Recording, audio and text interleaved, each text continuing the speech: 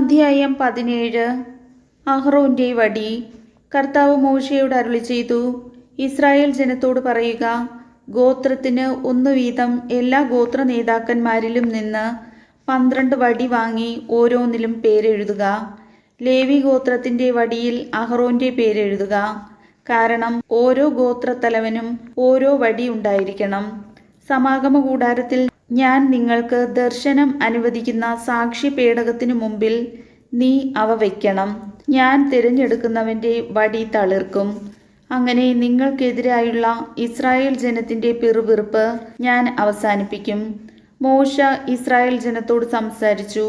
എല്ലാ ഗോത്രത്തലവന്മാരും ഗോത്രത്തിന് 1 വടി എന്ന കണക്കിൽ 12 വടി മോശയ്ക്ക് കൊടുത്തു. അഹ്റോന്റെ വടി മറ്റു വടികളോടൊപ്പം ഉണ്ടായിരുന്നു.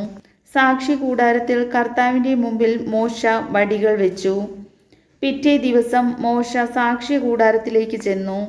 ലേവി കുടുംബത്തിനു വേണ്ടിയുള്ള അഹ്റോന്റെ വടി മുള പൊട്ടി പൂത്ത് തളിർത്ത് ബദാം പഴങ്ങൾ കായ്ച്ചു നിന്നു. മോശ വടികൾ കർത്താവിന്റെ സന്നിധിയിൽ നിന്നെടുത്ത് ജനത്തിന്റെ അടുത്തേക്ക് കൊണ്ടുവന്നു. ഓരോരുത്തനും സ്വന്തം വടി നോക്കിയെടുത്തു.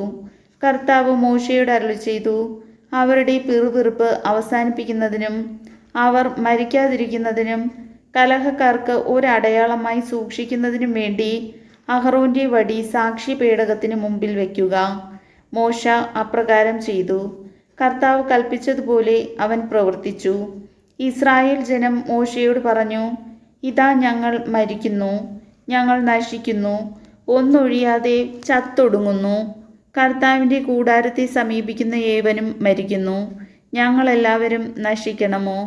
കർത്താവിന്റെ വചനം.